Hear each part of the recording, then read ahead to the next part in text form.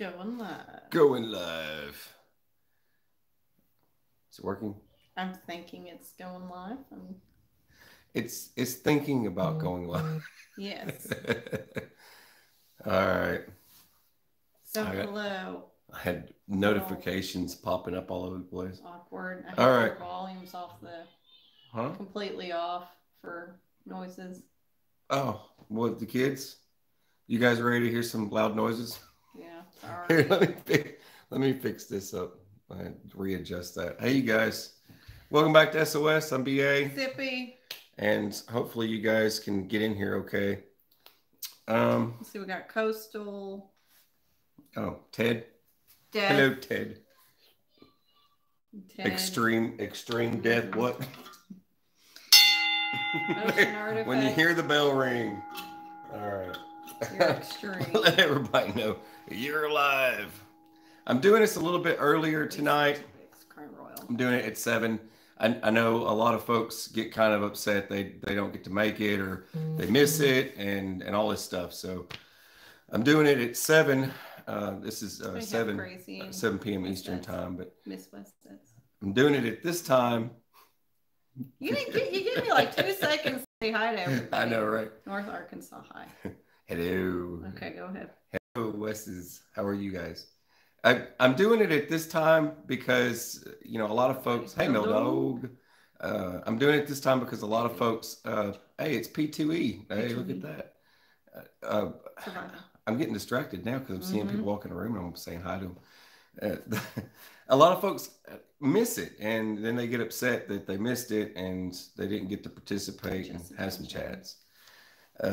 In the side chat, if you guys want to have a conversation about it, all the stuff going on in the world and everything, if you guys want to share what's going on in your locations. I know before when we started doing these where it almost turned our live stream into pandemic talk. Like literally everybody was talking about the crazy stuff going on in their area and passing word back and forth. Hey, Dad on YouTube.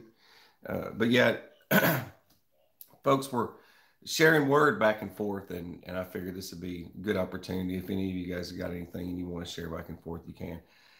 The stories, all right, I read a lot of stories from dark secrets of SHTF survival. And if I know probably several months ago, you guys, I kind of did a sort of a book review kind of thing about it.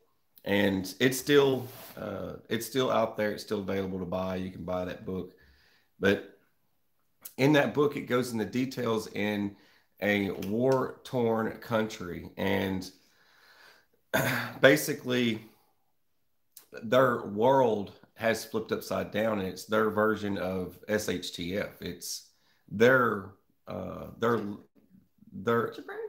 process of living it and what they had to do each day to survive. But they didn't just deal kind of like the situations that are going on right now where there's protests everywhere and anarchists. You know, I just think it's kind of strange that here it is, D-Day, and this is June 6th, right? And it's D-Day and D-Day Normandy. And instead of like a group of folks got together to fight anti-fascists, right? So the group of anti-fascists were fighting fascists. That's how you put that. But they were fighting Nazis, right? And now we've got what people think is anti-fascist it's really more fascist than anti-fascist. And people say, well, this group's called Antifa. They're anti-fascists. You know, they're more fascist than Nazis, to be honest. The burning things and destroying people's property, and watching some of the clips of this where, like there was a old elderly black woman outside of her shop that had been looted and torn to pieces. And she says, y'all say Black Lives Matter. Black lives don't matter right now. It's because she says, look at my shop. Y'all, look what y'all did to my place. You tore my place up and you stole my stuff. And so obviously she says, obviously I don't matter to you, the way they tore that place up. And a lot of it's opportunist, folks just taking and stealing stuff and just taking taking people's stuff. It doesn't make much sense anymore. It's not even about that anymore. It's turned into something else, and folks are having to arm themselves, and guns are sold out all over the place. And a lot of the gun shops have ran out of firearms and ammunition, and all because of this craziness, because a lot of the folks that live in uh, uh, the poverty stricken areas where there's no one coming to help them, and in some cases you can't, even if you dialed 911, you can't get anyone there in time to save anyone. It's like the 2-year-old that, what'd you say, it was a 2-year-old My that 2-year-old died because the stupid protesters were blocking the roads and the firefighters couldn't get through. I mean, excuse me. And it's illegal to do that. Hello, you can't just go blocking everybody's streets or highways, any roadway. But think about all that. Think about all that. It's crazy. And destroying things that most of the folks that are destroying this stuff don't even know what they're destroying to begin with. It's like grave sites of service members and things like that. None of that stuff, it doesn't make any sense why you would destroy all that stuff. It doesn't make any sense to me. And I don't think they really even understand what they're doing. They're just doing it. They're just destroying stuff. And hearing some of the protesters say, F the police, and then a guy comes out with a chainsaw and says, get off my property. He's revving the chainsaw, and you hear one of the protesters yell, call the police. That doesn't make any sense to me at all. You're over here like F the police, and you come, and an old boy comes out with a chainsaw.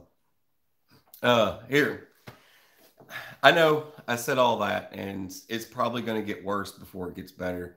And there's a lot of these big corporations are donating to Black Lives Matter, and a lot of the Black Lives Matter groups have destroyed most of the memorials, and they're having to be repaired with taxpayer dollars. So you can wrap your mind around that one.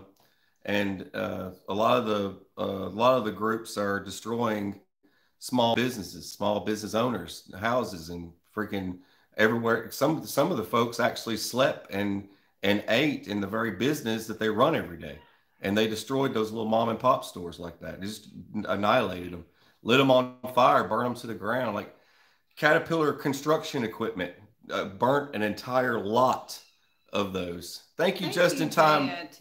Just in time prepping. Thank you. Thank you. Appreciate you. I put it over here because it kept moving around everywhere. I appreciate you, brother. Thank you very much. I hope you're doing good.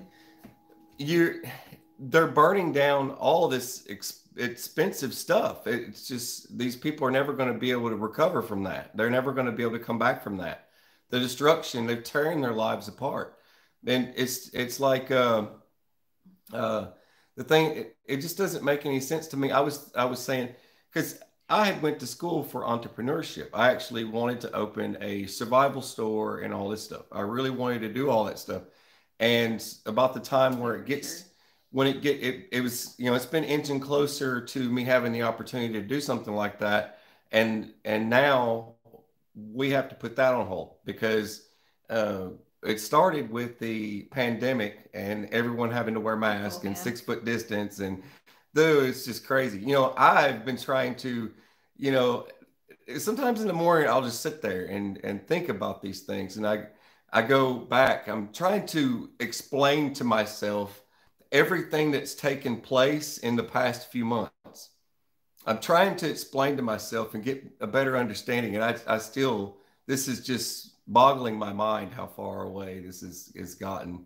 And now, so it goes from that to now we're just going to burn down buildings and spray paint everywhere and tell people to bow down to them and worship them and apologize for being white and all these things. And you know, it goes back to history books. And I've said this before. If here's a good example. I'm Irish. Irish were the first slaves, and this goes into so I guess my life doesn't matter, right? And it goes into all these other things. It's like, well, I guess their life doesn't matter. It's like, what about? I was, I even sat back. I was like, what about the Jews? Do their lives not matter? They're white too. So, I mean, can you really? I mean, can you really say things like that? Life matters. Exactly. It's not a race Life. war of who's had it the worst. It's not about I who mean, has my it worse. goodness. And but this is becoming an opportunist thing. This isn't something, you know what I mean? And well, shift gears real quick. I just wanted to say all that before things get worse, right? Before things get worse, I just want to say that Hey, Voodoo Kitchen. you know I am Wow. kind of pointing this out, and I think it's becoming total idiocracy what's going on, and but now you know I guess it isn't like the Rocky movie where Mick says he's the problem with Rocky is he became civilized, right? All right, I so thought that was Rambo. no, he played both characters, but that was Rambo's, I guess that it'd be was its Rocky. opposite. He got civilized and then he got like That's the reason why bloodthirsty. he couldn't fight the guy coming up in the ring. He says, Yeah. why is that? Well, you got civilized. That's the reason why. Because back in the day, you were thirsty, Right. you were hungry, and you were willing to take on anyone. He was Rambo, and then now and we got Dawson. and as he got older and won more fights, he started to tame himself, and he wasn't hungry anymore, so he didn't fight as hard. Uh,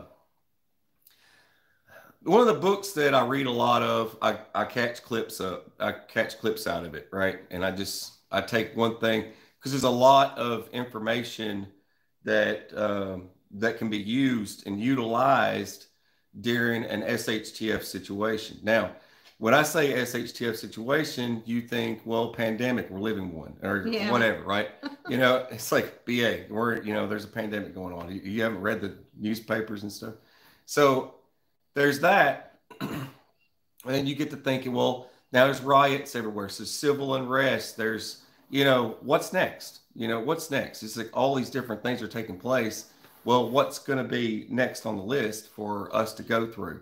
And Thank you, East Tennessee Preparedness. Appreciate it. Thank you for all That's your awesome. support. There's some East Tennessee going on here. Appreciate you. Thank you. All right. Thank you. Yes, it's been a while, Billy. Really loud in my ears. I'm glad it's by now your I have side. control over it. I can hit it lighter. I don't have to hit it so hard. I appreciate it, bro. Thank you very much. The situations that are going on right now got me thinking I should grab that book and the Dark Secrets of SHTF Survival and look through there because I want to know what their movements were like, what their daily routine was like. Their BDRs, right? Their basic daily routine. I wanted to know what that was like for them going through that because I'd already shared with you some stories about how they hid from enemies they hid from enemies by using literally corpses. They were hiding under corpses and all kinds of weird stuff. But that's a whole nother ball game altogether, especially when it comes to like if everything's going on right now. And that kind of goes into what SHTF is really like and what would where your everyday job is no longer the job that you work, but your job is you're at home and your job is survival, and that's it. And you rely on the people you have left. Excuse me. You rely on the people you have left. Rely on your community, the people around you. You rely on the family members in your home, and you no longer depend on the government. You no longer depend on anyone else, and you have to be in constant stress every single day that someone is going to shoot you one way or another, or and rob you and take what's left, and it's there's no one there to stop them. There's no one.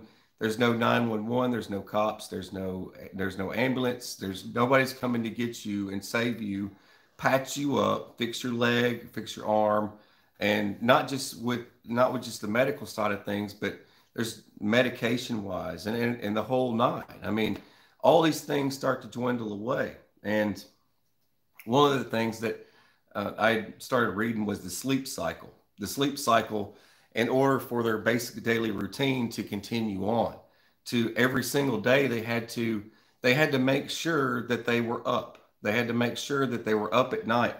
And uh, he explained some families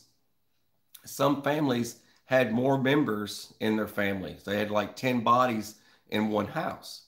And out of those 10 bodies that lived in one house, they could do a sleep schedule, uh, a type of security type thing, where at least someone was up so they could watch over. And all those activities had to get done at night. They couldn't do activities during the day because of snipers. Now, this also goes into reality SHTF. If not saying that we are in a combat zone, but if it got bad enough where folks are having to literally mount sniper rifles up high up somewhere on top of a building rooftop to protect what's theirs, then it's to that point where, well, daylight, during the daytime, you're susceptible to gunfire. You will be seen and you will be shot just from walking the streets, right? And if you're trying to get activities done around your household, then you're going to have that problem as well. You're going to have to worry about being shot. Someone looking at you from a distance and getting a shot off so that they can take whatever it is that you're doing during the day from you, right? And but you want to hide your activities during the day, do them at night, so you can also hide resources and scavenge, because you're going to be scavenging for more resources.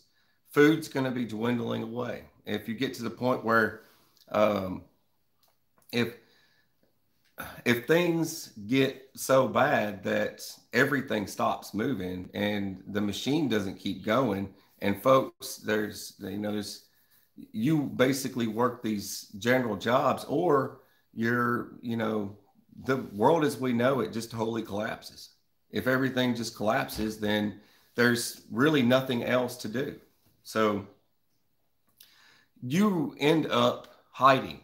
You hide at night, and you hide stuff that you accumulate. You hide water, you hide food. And the things, well, and you hide medicine as well. That's the other thing that you hide. I wrote down all my little notes. Well, this applies to people, I think, almost even now in some major cities that are going through this and saying they're listening to the rioters and looters outside their apartment windows. Yeah, I was going to get to that too, because this kind of falls into it's crazy that these stories that I read are from war-torn countries that are dealing with this type of stuff. Yeah. And when I'm reading this stuff, it almost sounds like we're talking about the environment that is going on in certain locations right now. Yeah, like the Middle East with all their protests and it sounds exactly the same. No just yet. It gives you an opportunity for activities at nighttime as well, because they did all their activities at night. And it also comes to gathering firewood and fixing things like a roof, like a leaky roof. A heck of a lot of gunfire leads to holes in the roof and holes in walls.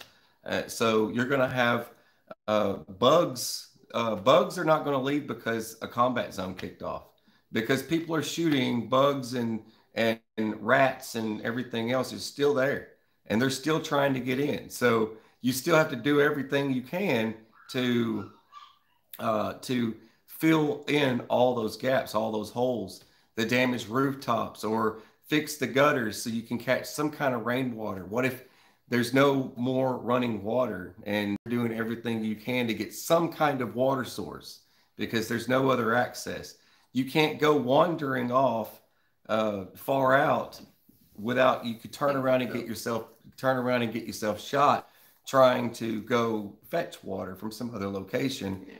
Just, you're putting yourself in danger. And that goes into like where we were talking a few weeks ago about situational awareness, how you start to realize situational awareness at a younger age. And as you progress in life, you think about things like a blacked out parking garage. You know, situational awareness, you know, that walking through a dim lidded parking garage is dangerous. You already know that. So it's all common sense. It's situational awareness. You already know that. You know it's dark. You know you could get mugged, you could get shot, robbed, whatever.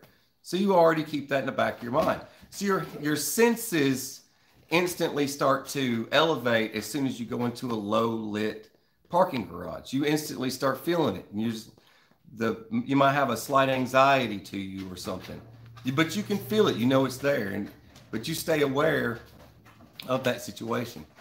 That's kind of like the other situations. You situational awareness, you know there's danger. If you know you hear gunfire outside your doorstep all day long, then you probably know that there's looters and there's rioters out there, and they're going to cause problems. Or if you hear them yelling and screaming and throwing bricks, you know what I mean?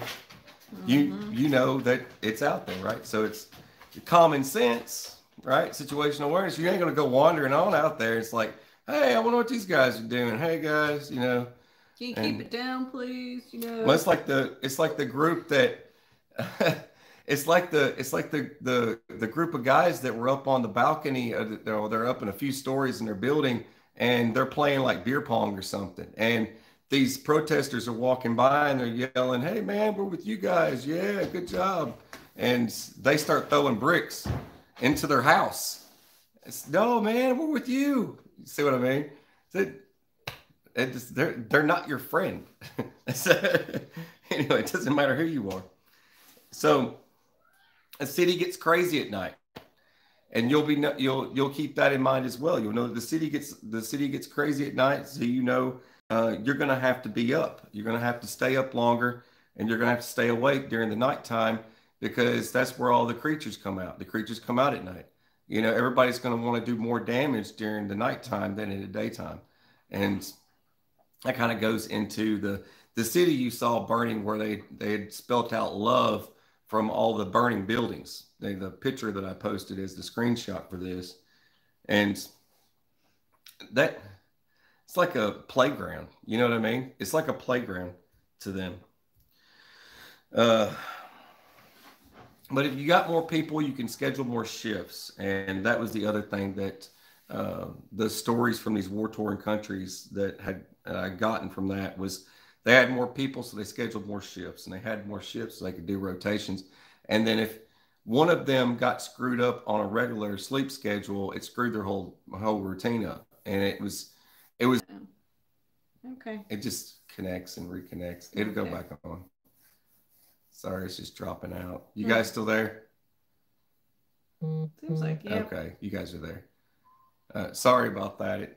It cuts out here, you know, living in a rural area. You know, and I wish, you know, like if I had better internet like everybody else, I could just rock and roll all the time and be constantly live all the time. But the planets literally have to align for me to get this, get the satellite stuff to work, because I've got satellite stuff. All right. Anyways, stressed and tired and making mistakes, screwing up. You know what I mean? They're making mistakes, and they would miss some things, right? And so when you have it intense, is it reconnecting again? Mm-hmm. Okay, I'm back again. There we go. Okoka is the other one that I like. Okoka and Bamsis. I like Bamsis as well. All right. Let's see. But you can, if you're constantly hearing gunshots and constantly hearing activity outside, man with no tan. Thank you. Thank you very much. Boom, boom, boom. Hang on. Appreciate you, buddy. Boom, that's for you. Thank you. Oh, John Moko. Well, thank you. Thank you. Boom, boom. Appreciate Big you, explosion. buddy. That's awesome. Thank you, guys. Thank you, guys. We appreciate you very much. Buffalo cops resigned. Jiminy's. See, if you heard that bell all the time, you would be stressed. Your stress level would be elevated.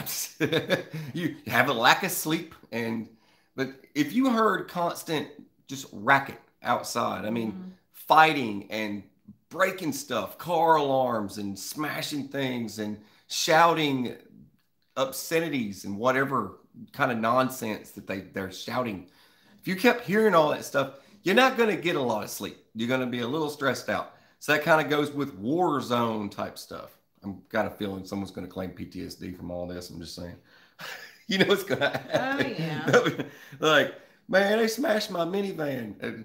That's like oh, man. I get to thinking of so many goofball things. But anyways, I'll push that one to the side. I won't even say it because it's kind of funny. All right. Lack of food.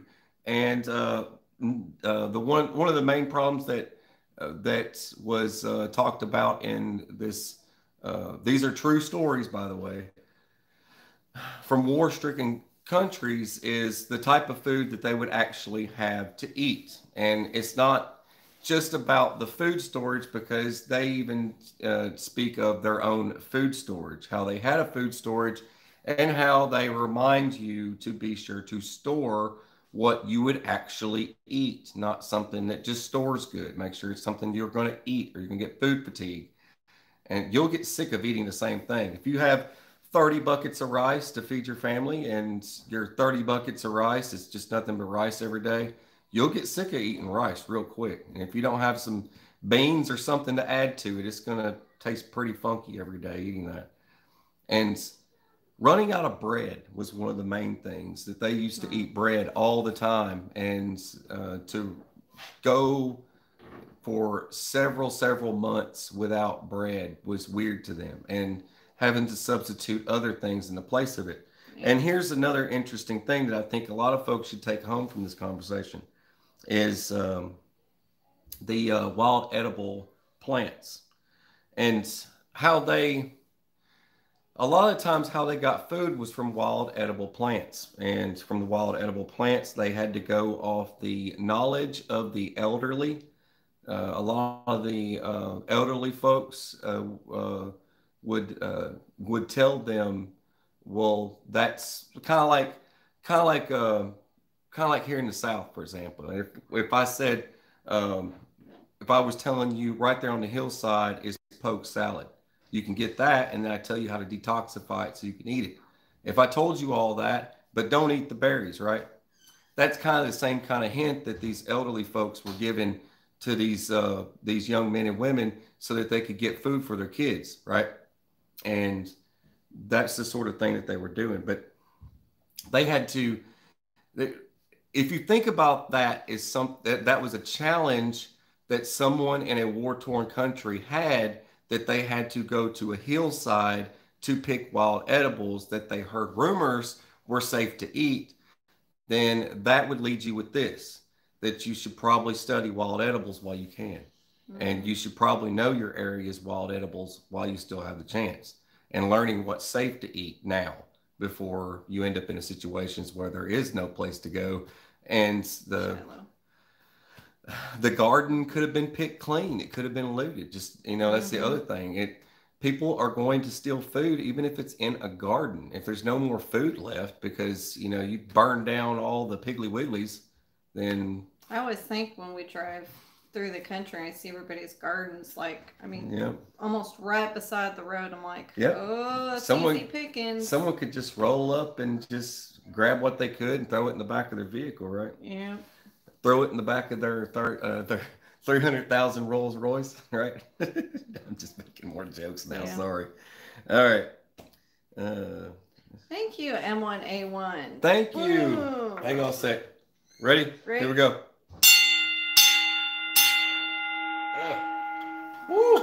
I think it gets louder, man. Thank you. Appreciate it. You're doing very well. I think that thing gets louder. Okay.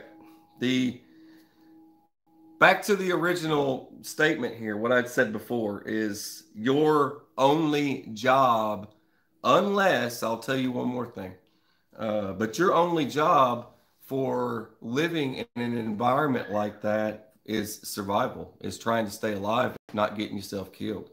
And most of the fighting that goes on at night, they're looking for opportunities to trade. So you could be finding opportunities at night to trade with folks, or you could be finding opportunities to get shot at night. So you'll hear, it goes with situations of any kind of, nighttime activity. Like I said, all the creatures come out at night. One of the things that he had mentioned in the active war-stricken areas where they were still active, but there was still government there, that was the obligatory, it's actually called obligatory working. And if, for example, the government can implement obligatory working if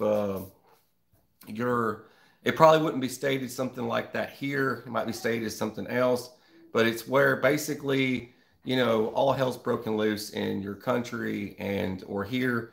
And it's gotten to the point now where no one can afford to keep the lights on, really. And or they're all broken. Or they're all broken, yeah.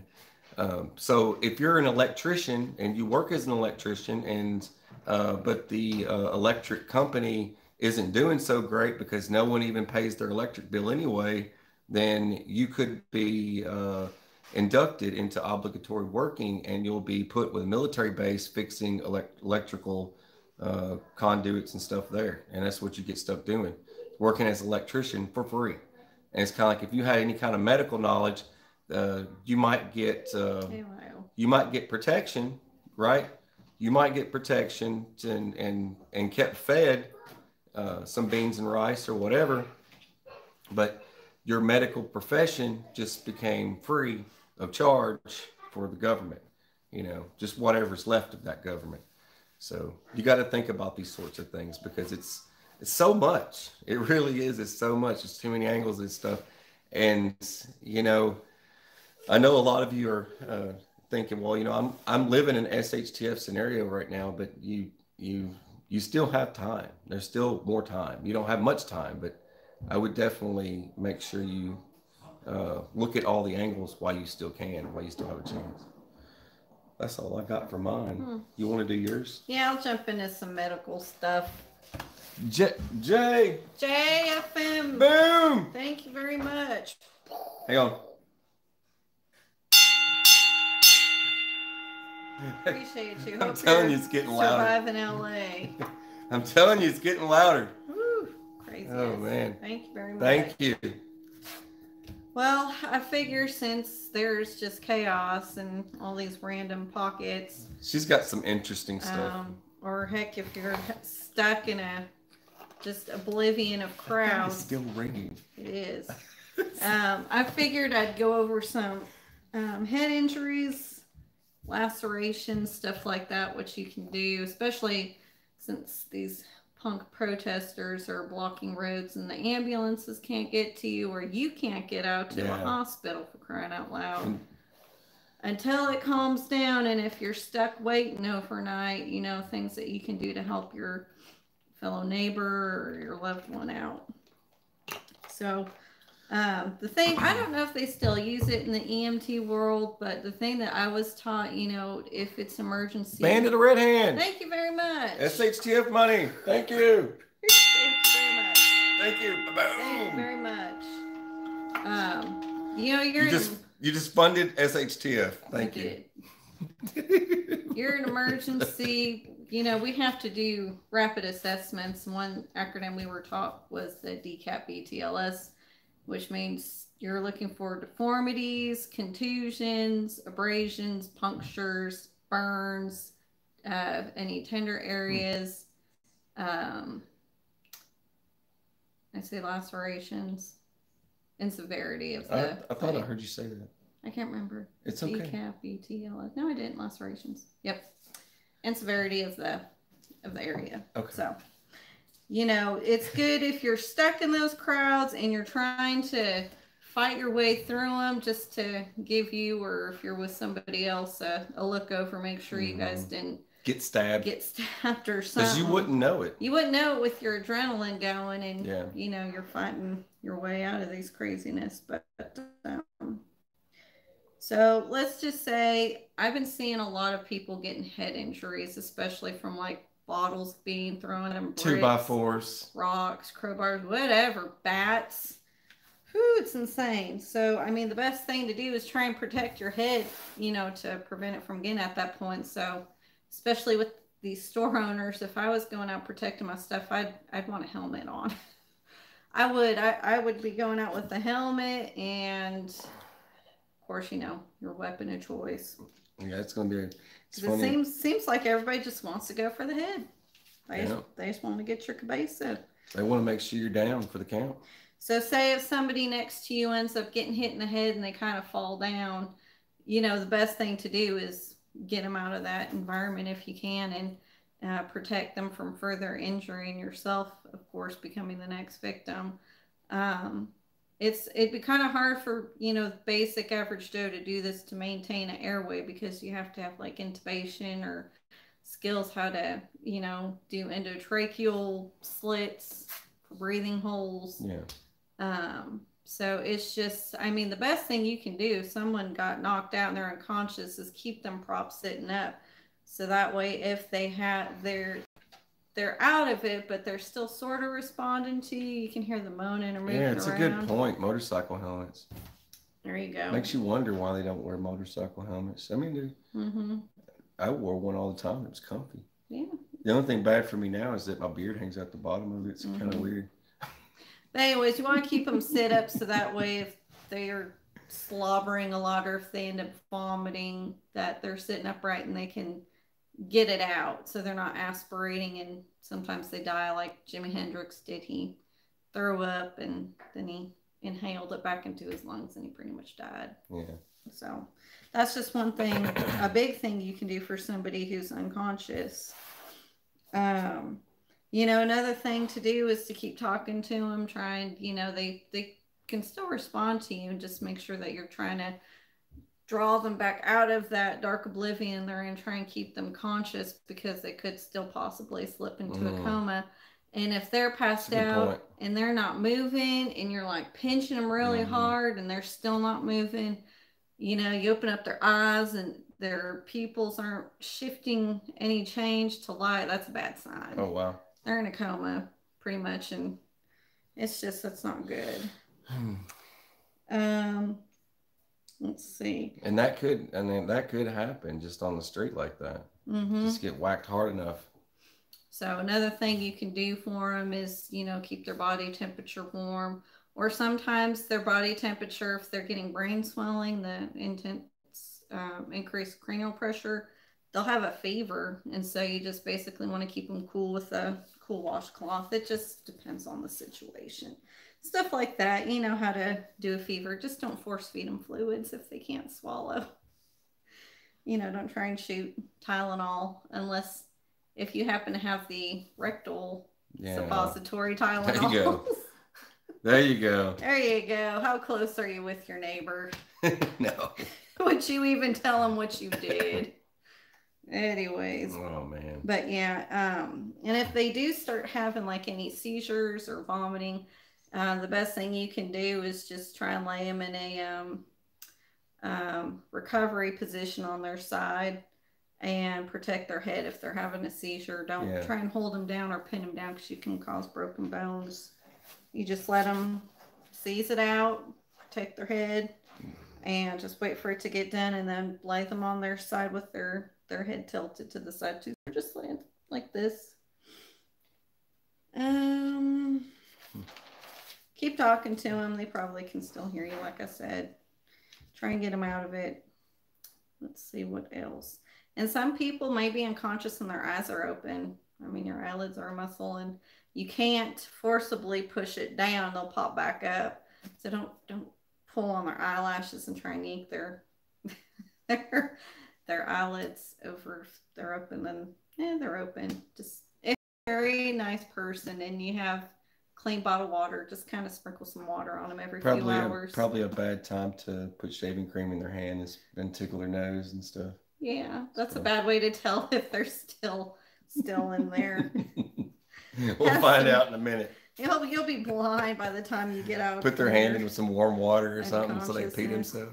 Well, they will pee themselves. So if you're a very nice person too, you'll also change their pants if they've pooped or peed. Oh, no. You don't want them to sit in that. That's not fun, especially if you have to wait all night to get to any type of medical facility. Okay, this goes back to the first thing you said. It's all about how comfortable you are with your neighbors. I'm just saying. That's right. And so different things, you know, we have contusions. That's that blunt force trauma, like the bottle to the head, or that's causing some type of force so hard that the brain hits the skull. And it can even go back, forth. So you're causing that trauma on the brain, and that can cause loss of consciousness. And people have that, they call the stupor, where they're like, ugh. You know, they're just, their body movement's not right. And of course they'll walk around confused, like they're in a daze, or they're like, oh, hi, Mr. Purple Elephant. Oh, great. No, just kidding. That's hallucination. You should be like, wait, what's going on? Who are you? So if I get hit hard enough, I'm going to see a purple elephant. Great. Could be. Nice. Could be. So hopefully you can get them to a hospital, because I don't know why I always want to say intense. I got intense on the brain. Increased cranial pressure happens within 18 to 36 hours, and that's not good. It's where your brain's swelling and it's pushing up against that skull, and you're gonna die if you don't get help. The redhead says they walk around like that all the time. Purple elephant. Yeah, I know, right? Daggone.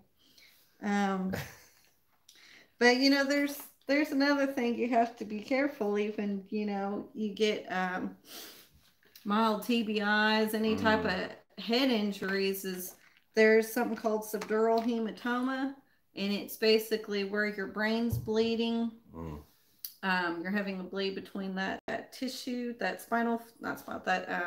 cerebral fluid that cushions your brain a little bit, and it bleeds. And the problem is it can clot off, and that clot can stay there. And basically, if you don't get that fixed, you're going to end up dying. TBI sucks. Just saying. Yeah. So, I mean, that could happen for even months after the fact. Yeah.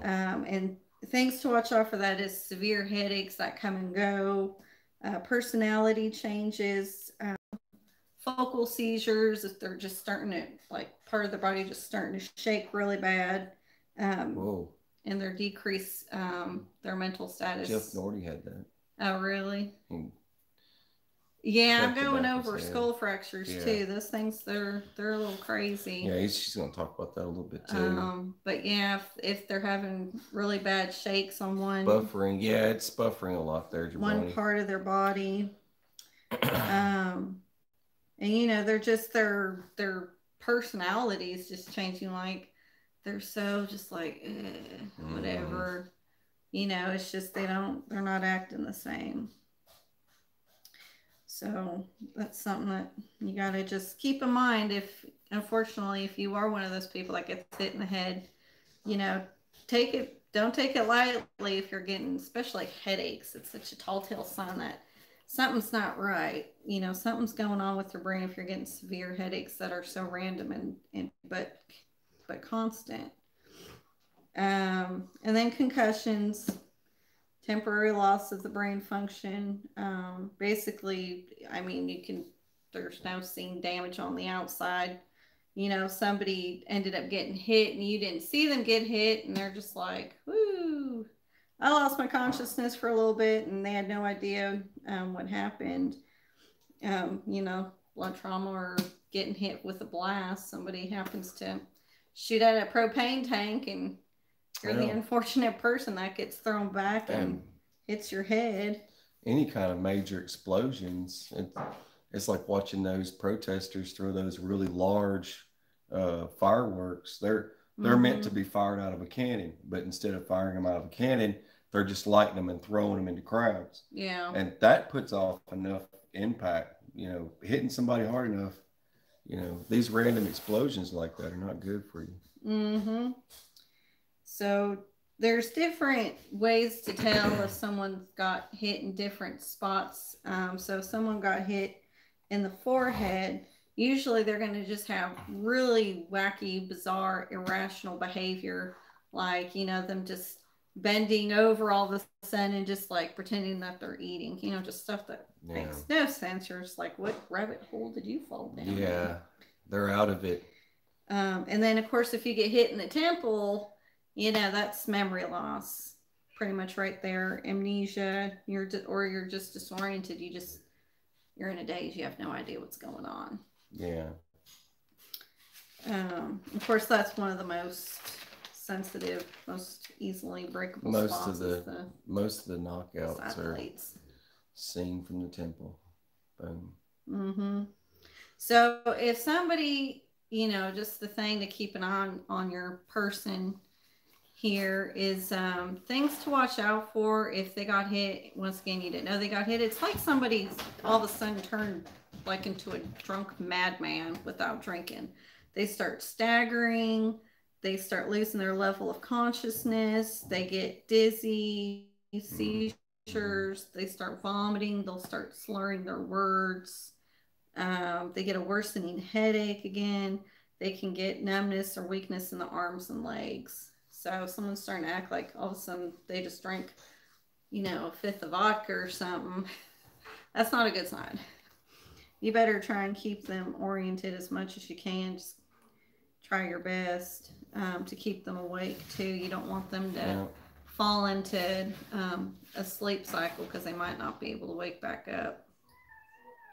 Shut your face, cat. You're not getting the chickens. The cat's freaking whining about chicken. Throw her down in the basement. To the basement.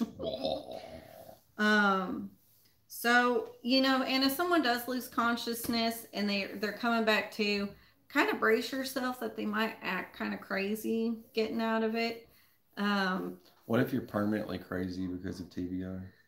Well, maybe they have some good drugs for you. No. The VA's not allowed to give drugs. What are you talking about? But, you know, just try and give you ibuprofen and water. That's it. Keep calm and just explain to them what happened. You know, they might keep asking you, just keep reorienting them as best you can. And hopefully you're not blasting some Megadeth in the background while they're trying to wake up. Let me snatch that cat up. She's getting on my nerves. Zoe, yes. Move your butt. Just be mindful. Get over here, fur ball.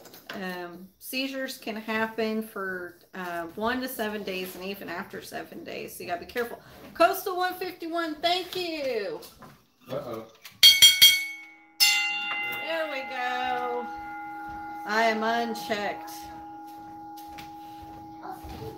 Put this kitty cat outside. Hey, there's a cat in my video. It's going to go freaking cray-cray. Oh, we'll get 1 million views now. Woo! YouTube's going to blow up now. You got a cat in my video. Thank you very much. Hello, LA Prepper. You're just in time for the cat show. The cat show. But yeah, so just be mindful of that. Watch out for those seizures. All right, lacerations. These kids. Let's get into the cuts. They're kind of scary because there's a lot of bleeding going on. I've seen some lacerations on the scalps. I mean, the scalp is very high bleeding area. I gotta stop you for a second. There's gonna be some cuts. There's gonna be a whole lot of bleeding going on. Don't freak out. Do not panic. You will see a lot of blood. Panic. That's the key thing. Do not panic. So, is that guns in here?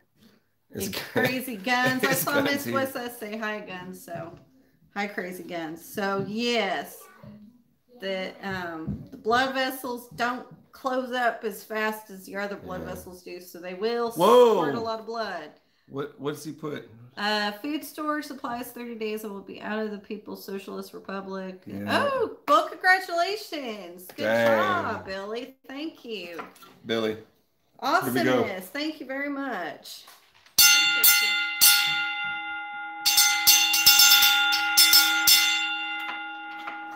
Woo! That thing is loud. I kind of want to do that outside sometimes. When I hear like everybody else going cray-cray and everybody just going, make everyone stop. Boom! Thank you. Much. Thank you. Yes, we wish you well on your new area. Atomic bomb. I'm sure it'll be a lot better than California. Do you want a cat as a pet? We give you a housewarming gift. Give you a housewarming gift. Put a cat in a cat box. We should have bunnies in a few days, so that should be interesting. Yeah, but back to bleeding head wounds. Oh, more bleeding. Yes. So, someone's got a cut on their scalp. What do you do? Well, you apply pressure first. You whack them in the head? Yes. But that causes brain injury. Well, you just... Why? Pressure. You can't elevate it any higher. It's the toughest part of your body, so just apply pressure. She's lost it, man. But no, the thing you really want to do though is if it's open, get some clean water, bottled water, tap water, whatever you can find, and clean it out, because if there's crap growing in there, don't simulate cleaning it out. It's going into your brain, and that's a brain infection. That is bad. That's kind of hard to fix. So if you can clean it, that would be great. And if you can pack it with, like, if you have gauze, if you don't have gauze, use just a cotton shirt strip and just lightly pack it in there to, you know, help encourage that clotting. Hey, babe, can I use that fancy zip stitch for my brain? I think not. Just tape it on there and give it a yank. Yes. But anyways, clean, just wash it out, spray it out, even if you use a hose, just gentle pressure. Boy. Do the mist. Don't do power jet. Okay? We don't want to blow any more tissue out of the brain. And lightly pack it and just, you know, keep pressure on so it'll clot. And don't remove the packing. Just take them to the ER as soon as you can. So, I'll never. I've got some zip. I've got a package of zip stitch. We never really made a video about. I've got a whole bunch of weird stuff I've never really made a video about. But, yeah. It is cool though. If you see any type of avulsions, which basically is a meat flap hanging out, you just want those can be pretty deadly, and yeah, just like meat flap. Yeah, just like a piece of tissue just hanging off and it's waving at you. It's like, oh man. No. Please don't rip the rest of it off. Please just clean it and then gently place it back into its natural position. Because they'd have to have a good sterile field just to get the hair out of the way too, right? Well, clip some of it. That and antibiotics help. Oof. I couldn't imagine. I'll never forget that one. I know a story about the car accident. I rolled up on a lady. You slipped on her scalp? Yeah, she had her hair caught and it ripped a piece of her scalp off, and I could see her skull in the car accident, and I slipped on her scalp. Oof. It was pretty gross. But anyways, that's what you can do for that. If you see debris, you know, chunks of gravel or whatever, do your best. I mean, if you have to use your fingers, just try and wash them first. If you got Q-tips, any type of tweezers, you know, pick that stuff out, please, and clean it out. Maybe I could just use my water bottle. Yes. Since I've got my water. Hopefully there's no big floaties. Yeah, it'll be all right. Kids haven't drank out of it yet. So yeah, that's the big thing. Is just get that debris out. And if you're gonna pass out or vomit, then hey, you know, that's okay. Just tell the person, hey, take your hand and apply it right here, okay? You apply your own pressure. I'm gonna pass out over here, okay? Okay, boss. I see a purple elephant. So yes, that's what you can do with that. All right, on to skull fractures. Could be from the front to the back, to the side, to the side. No? No tweezers. I have a Leatherman though. There you go. There you go. You're in there. So yes, just that's where that like deformities come in. So if like Somebody, anytime I hear someone hit their head or whatever, I feel around their scalp like, oh, I hurt my head, and I just feel to see if there's any lightly. Please don't push into an indentation, and ooh, I can feel your brain squishing. Oh, stop. So please don't do that. She sure is poking and prodding on my brain tonight. Yes. So I have a picture of this one, the basilar skull fracture. I don't want to try and explain where it is, but I will show you a picture. It's not graphic, I promise. Here, I got it for you. Not like the worms and stuff. So basically what happens is you're getting... Need help with the zoom? A little bit. Here, it's basically you're getting that fracture. There you go. Towards the front. It's like right here, kind of by your ears, right on the side. Crazy.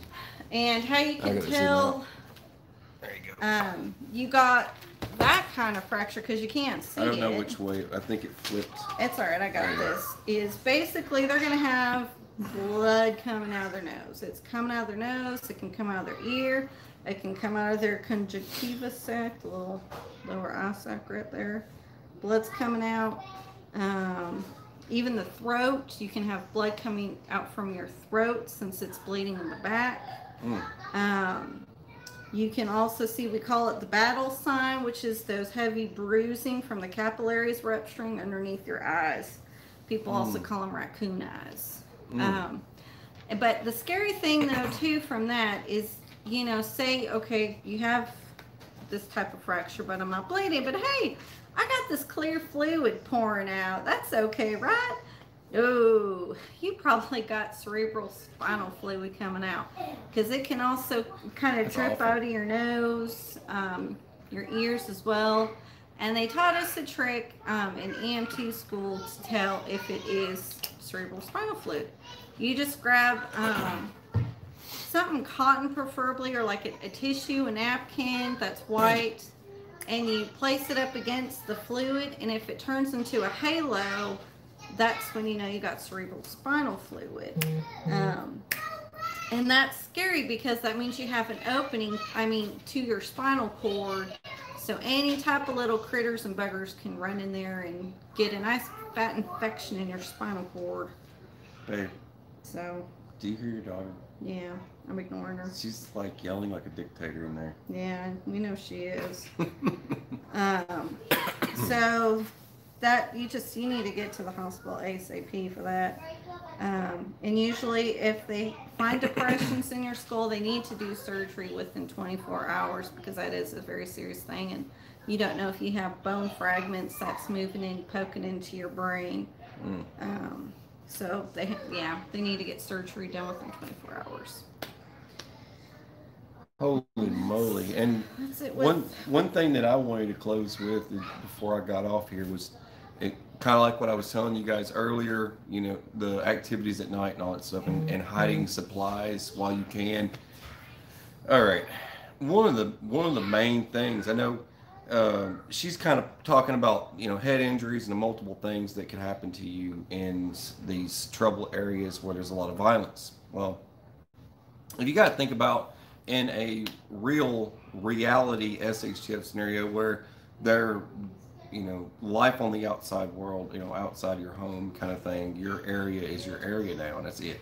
And the activities you normally wouldn't do as often, or things you're having to do now versus things that I'm telling you, those kids are crazy. They just get loud and start blah, blah, blah, blah, blah, blah, yelling at one another all crazy.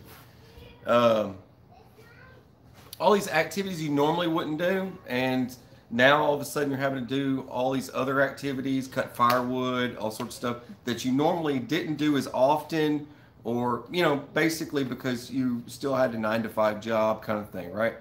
And all that kind of dwindles and it turns into this, where you're having to bake your own bread and do all these other things, right? And it goes from this normalcy to this craziness. Now, if you think about that, and if you're not used to doing those activities, you could have sprains, strains, and all kinds of stuff. But not just that, but you can get cuts, injuries from cutting firewood and you cut your arm off and it falls on the ground and you duct tape it shut and, you know, all sorts of stuff. I'm just kidding about the duct tape, and don't do that. But something could happen. You could get a slight laceration messing around with some barbed wire making a fence or something, right? You know, all sorts of weird stuff could happen to you because you don't have the proper tools anymore. You can't just go to Home Depot and grab some stuff. You know, all these different things that they're just not there anymore. You are having to makeshift and make tools. You're having to makeshift and make things that you would normally go and buy, but you can't now. You've got to make it. So you could be having more accidents than normal. Yeah. And one of the most bartered item, another thing that I took from some of the stories I read from. You can't really treat sepsis if it's in the bloodstream. You just hopefully got antibiotics, a broad spectrum like a penicillin. Yeah. And hopefully you got a good supply of it, and just honestly say a prayer, and that's pretty much all you can do. And keep checking Tractor Supply for stuff like that. I look for, they were out this last trip. The fish antibiotics was out this last time. I try to get some every so often just to put in our stock, if you ever need it, kind of thing, you know. But you got to be careful with these sorts of things because, you know, it's like, it's kind of like the one guy who took something to treat coronavirus and it wasn't. It was like pool cleaner or something. Come to find out, his wife wanted to murder him anyways and take his insurance money and blah blah. So there's just, you know what I mean, like there's so many accidental deaths because of these sorts of things. So just keep that stuff in mind. Do your own research for that stuff. But that goes into what I'm trying to say though, is that all these sorts of things that could happen to you, you need to have medical supplies, because one of the things that was the highest barter trade item in a real SHTF scenario, where you're actually going from, you know, war-torn country, you're in that environment.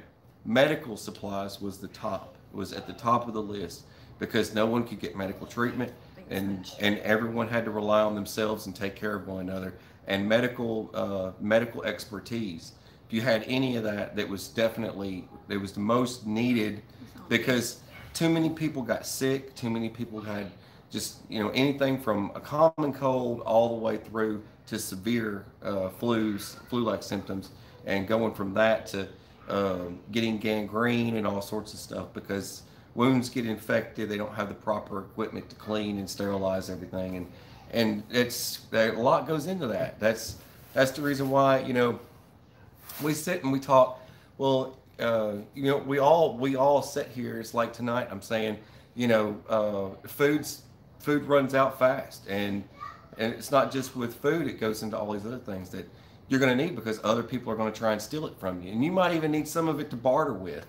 But I guarantee you, when you have a headache, you're going to want some something to relieve the pain and relieve the stress and whatever else. So you got to be thinking of every angle of attack and making sure you're hiding that in a cool, safe location so other folks don't find it.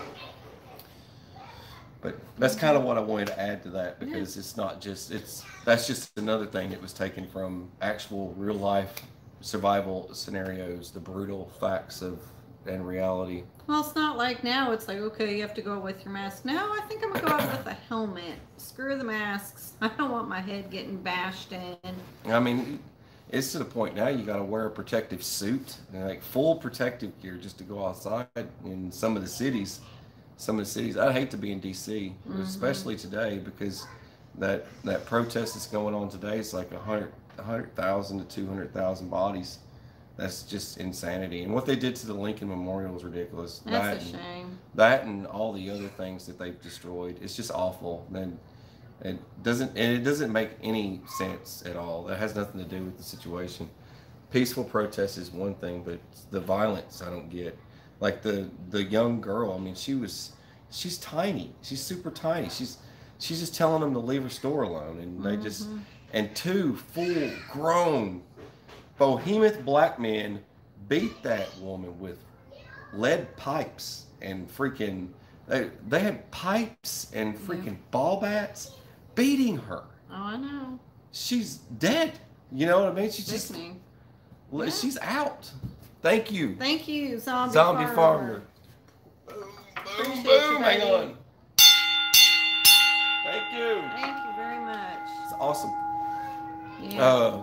But if you, I mean, think about that. It's just crazy. Those are just hooligans just taking advantage of that had nothing to do with, you know.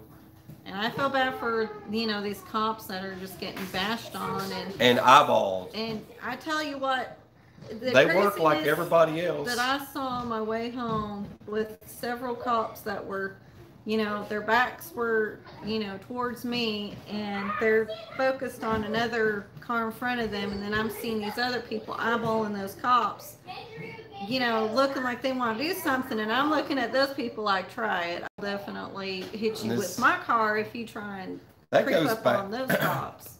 That goes back to what you and I were talking about on the road when I said, you know, if you were in a situation like that, what would you do? And said, you know, it's kind of like both of us said, have a plan first. Mm-hmm. You know, don't just walk into it blindly. You need to have a plan. Yeah. And, you know, it just drawing a gun on someone and telling them to stop and leave people alone isn't the, you know, most accurate thing every time. Your success rate for that's probably 90%. You still got that little 10% there that can cause a problem. And you could get walked up on from the rear because you don't have anyone with you. Yeah. But if you were to see a someone in law enforcement or the innocent just getting beat down, I mean, would you step in? I mean, I wonder how many folks out there would step in and try and save someone's life because of a situation like that. Mm-hmm. I would. I'm just so mad and angry and frustrated. I just, oof. You know, I appreciate all those law enforcement that are out there and, you know, that are using due diligence, and, you know, there are the good ones out there. It's not just all about the bad cops. Yep. You know, and I want those good cops to know that there are people that are out there that love them and support them and don't give in to these freaking hooligans. There's bad folks in every walk of life. Yeah. It does not matter. There's always going to be that, and it has nothing to do with you still can't brainwash me to think that it's about this injustice of everyone, like everyone's in the same boat, because I've seen white men, white women get the same kind of treatment, and if not scarier, in certain situations. So, but we can't sit here and make it about stuff like that it's not. We're making it something that it's not, and it's ridiculous. And there's no way I'm going to get on my knees and apologize for being white. It's not going to happen. It'll never happen. Thank goodness Obama's not in office. He'd be apologizing, or he would be making us all apologize. I would, I would. Yeah, come line up and get your neck stamped, so you can go on into the rest of Revelations. Yeah, that's right. It's a scary thought, you know, the way the world's turning right now. Mm-hmm. But I guess that's all I got. Yeah. You got anything else? No, I'm gonna leave it at that. That's a good leave. All right. Sucks what happened, and it shouldn't happen, but this is just way too out of control now. We're destroying people's lives now. This is not something that anyone should do as a Christian. This is not anything. That's not what God wants. You can't do that. It's just totally not right. Okay, it's part of your 10 Commandments. Love your neighbor. All right, and love everyone, right? Yep. All right, God bless you guys. I hope you guys enjoyed it. Thank you guys for coming and hanging out with us. I really appreciate it. All you guys that stay with us and support us. And if it wasn't for you guys, we wouldn't be here still and doing this every day. So we love you guys, and God bless, and stay safe. Seriously, stay safe. Yep.